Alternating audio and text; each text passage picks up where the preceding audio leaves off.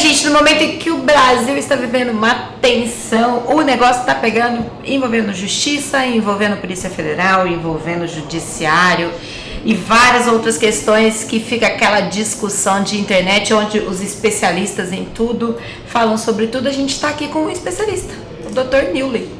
Tudo bem? Tudo Seja bem? Bem-vindo, apresente-se aí. Eu sou advogado e venho aqui muito contente por causa de você, né?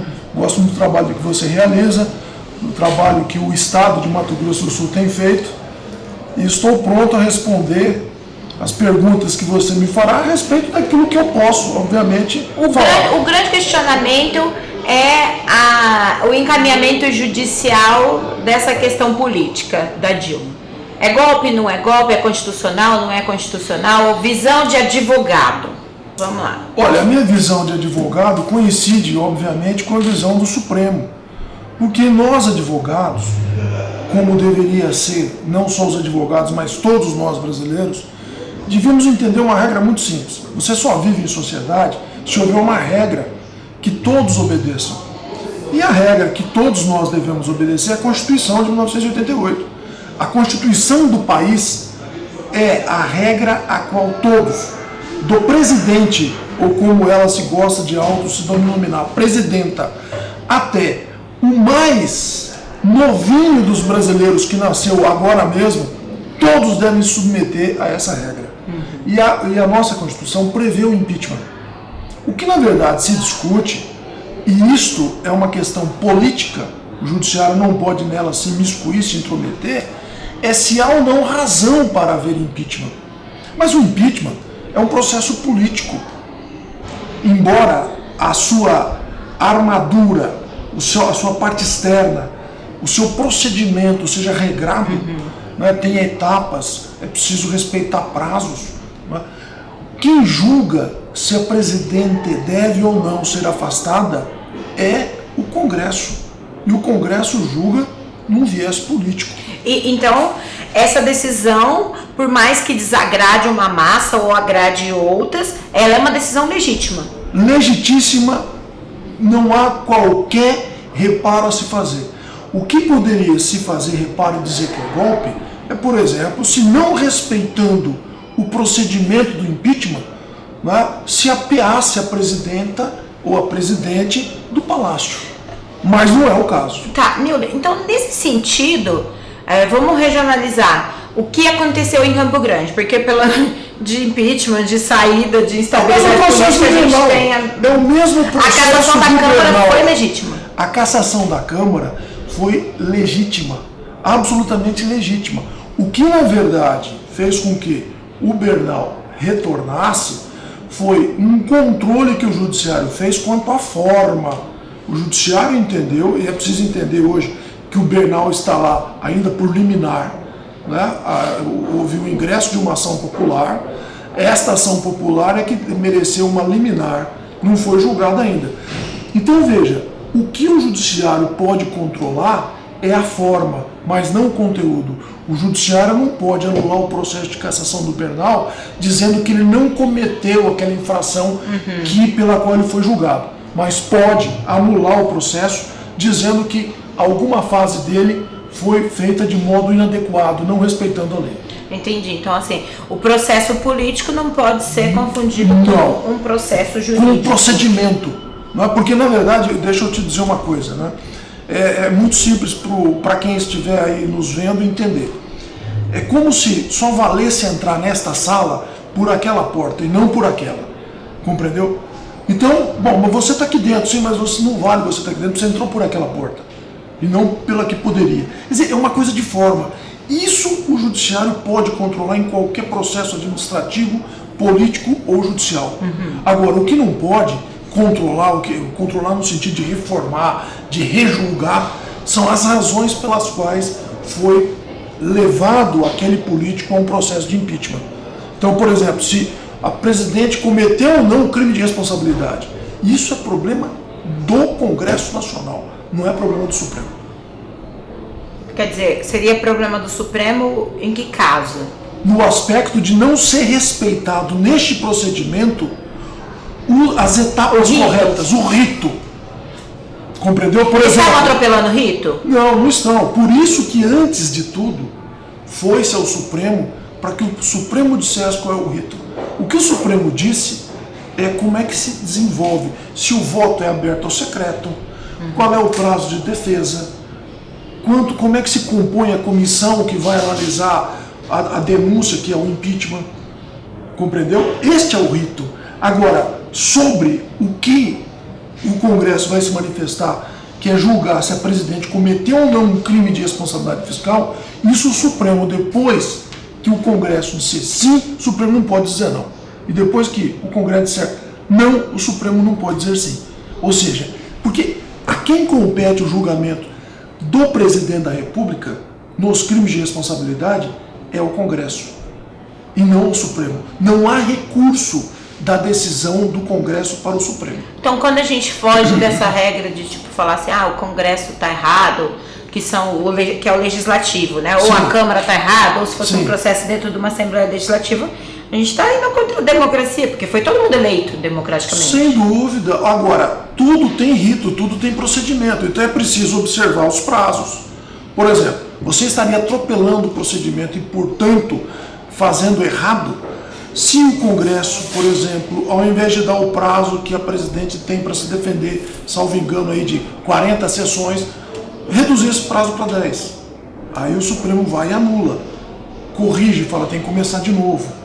Compreendeu? Se numa sessão de julgamento em que a presidente poderá falar, ou ela ou o seu advogado por 2 horas, proibir-se falar. Então, esse aspecto ritual, procedimental, isso o Supremo pode controlar, pode reformar, pode refazer.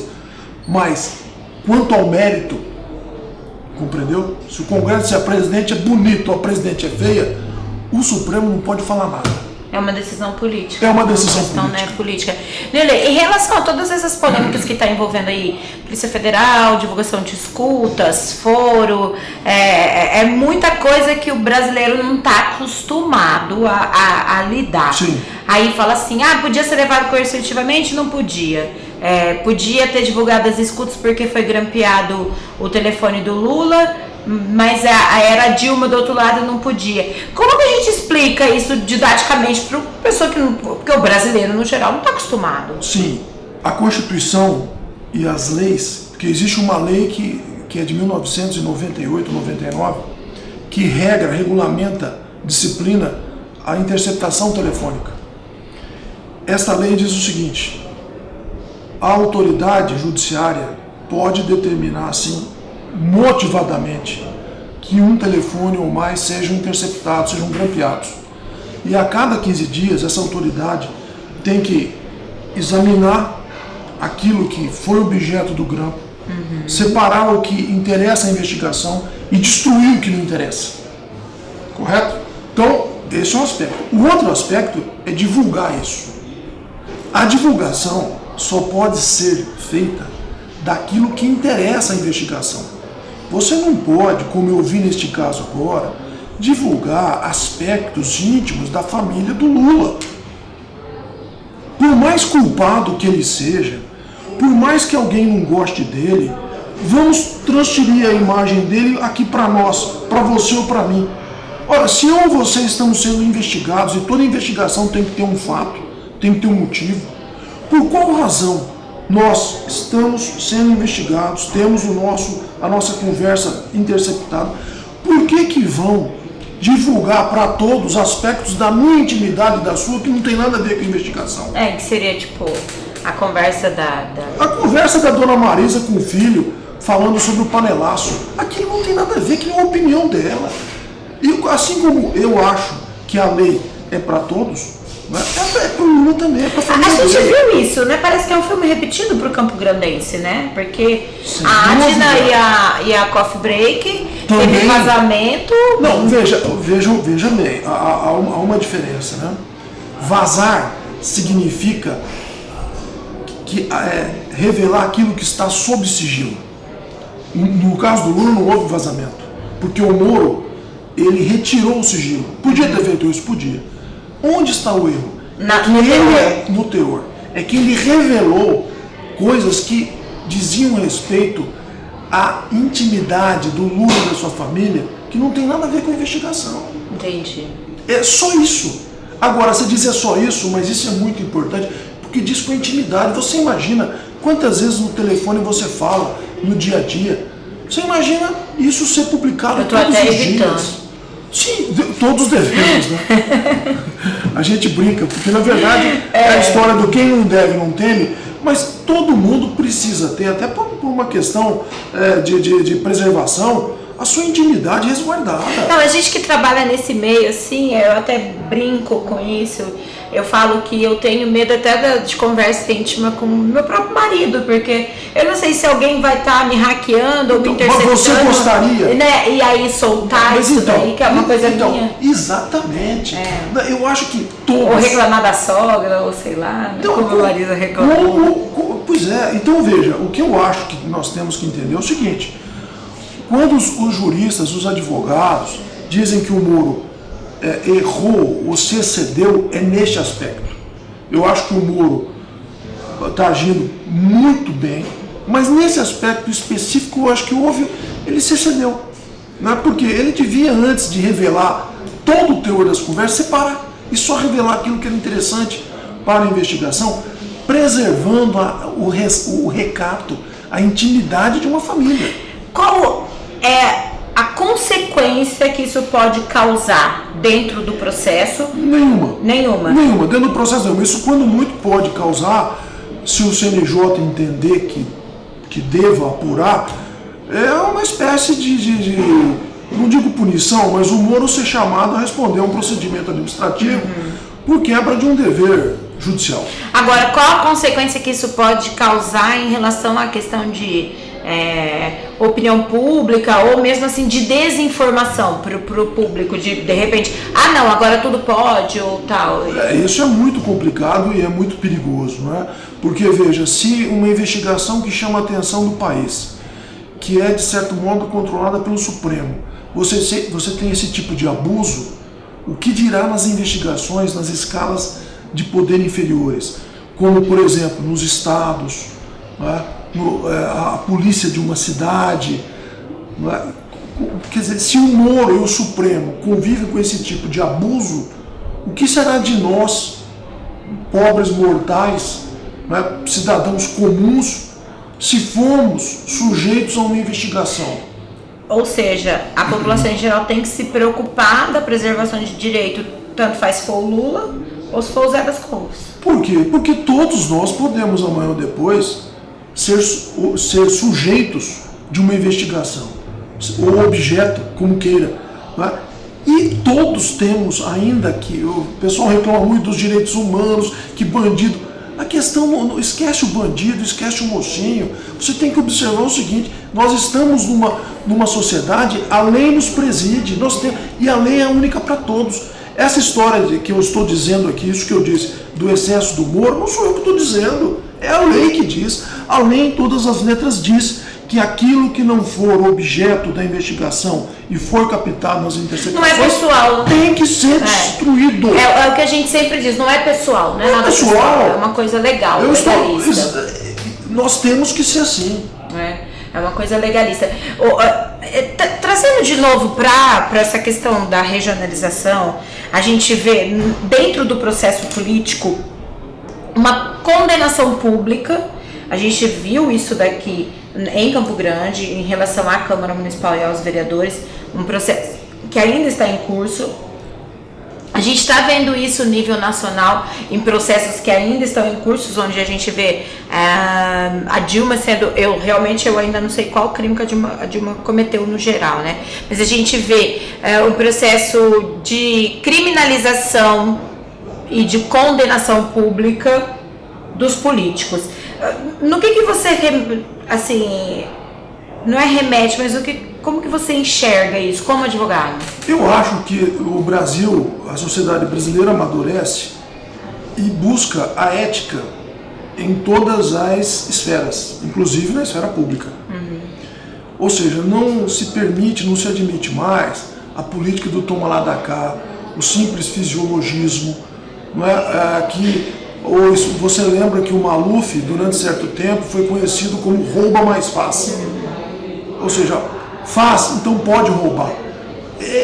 Esse licenciosismo, né, é que a população hoje não quer mais. Eu penso que, na verdade, atrás dessas manifestações, Lula e Dilma são simples representações, simples emblemas. Na verdade, as pessoas não são contra especificamente Lula e Dilma, os políticos. Eu acho que as pessoas são contra este modo de fazer política, né, de lotear cargos no governo para que os partidos se abasteçam daquilo que os cargos possam dar, confundindo o público com o privado e fazendo a política em prol deles, em prol de um projeto de poder, de uma oligarquia, e deixando o povo à margem como mera massa de manobra. Então, na verdade, eu acho que hoje, pelo menos é a minha visão, o que hoje ocorre é isso. Antes de se dizer morte a Dilma, morte ao Lula, no aspecto político, né, obviamente, o que se quer dizer é morte a este tipo de fazer política, a este tipo de fazer contato com o povo. Você veja que esses dias a gente teve aí o enterro da carreira política do Dagoberto, para falar de um aspecto muito nosso aqui regional. Isso, na verdade, me parece que traduz este pensamento que eu acho que muita gente tem. Né? Eu acho que nós estamos superando essa personalização e buscando um modelo que seja um modelo ético, legal de fazer política, de exercer o poder em prol do povo. É aquilo que a Constituição diz e que a democracia, na sua essência, lá na Grécia, já queria dizer. O governo deve ser do povo, para o povo e pelo povo. De modo que as pessoas que almejam o exercício de um cargo público, elas têm de agir com ética e em prol daqueles que ela representa, e não em benefício próprio. Entendi. Assim, ou seja, quando alguém fala, é golpe, há o argumento de que realmente está tudo ali. Não é golpe. Você agora mesmo disse que não sabe o crime que a Dilma cometeu. Eu não sei se ela cometeu o crime, mas o fato é que as acusações que constam na denúncia que deu origem ao pedido de impeachment falam de crimes, em tese, chamados de responsabilidade, como as chamadas pedaladas fiscais. Como, por exemplo, o que são as pedaladas fiscais? Né? São manobras que foram feitas no orçamento, onde o executivo jogou verbas para onde ele queria, sem a aprovação do Congresso. Descobre um santo para cobrir o outro. Exatamente, né? É o tal do cobertor curto que a gente sabe que existe. Tipo a dona de casa, pra senhora entender, né? A senhora tem a conta de luz, a conta de água, a conta de telefone para pagar e a senhora tira para pagar... para fazer uma fezinha na loteria. Vamos dizer assim. Né? Então, tá combinado, vamos pegar R$300 para pagar essas 3 contas. Aí no caminho você foi pagar na lotérica, falou, eu vou desviar 50 aqui para fazer um joguinho da loteria. Se ganhou, bem, né? E se não ganhar? Como é que vai ficar? Então, na verdade, é isso. Fica alguma conta descoberta. Ficou descoberto. Então, é mais ou menos, não há nada pessoal, né, no aspecto assim de dizer a Dilma pessoalmente fez isso, fez aquilo. O que, na verdade, se diz é que ela, enquanto representante do Poder Executivo, desrespeitou a lei, teria cometido em tese um crime de responsabilidade e por isso se sujeita ao processo de impeachment. Se o Congresso entender que ela cometeu, ela vai ser cassada. Ainda assim é uma decisão política. Ainda assim uma decisão política. E qual que você acha que vai... Pela sua experiência... Pela minha experiência, eu digo a você que o futuro a Deus pertence. Cai ou não cai? O futuro a Deus pertence. Mas ele é em cima do muro. Deixa eu te fazer uma pergunta. Deixa eu te fazer uma pergunta. A questão de realmente, eu não tenho um oráculo, não tenho uma bola de cristal, e a política é uma coisa extremamente dinâmica. O PMDB esteve com o PT durante quantos anos? 12 anos. Desembarcou hoje. Não sei se pode embarcar de novo amanhã. Se a Dilma conseguir apoio político, ela reverte a possibilidade do impeachment. Então, se a Dilma não for Bernardo... Opa, não pode falar isso. Quer dizer, é uma questão que realmente está fora de um aspecto opinativo. Né? Você, como um operador do direito, desculpa te chamar de você, né? Mas aqui. Mas imagina. Como operador de direito. Não!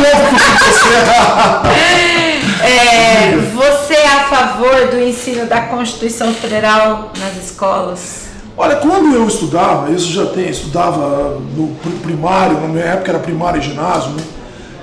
Lá, há uns 50 anos já, existia educação moral e cívica.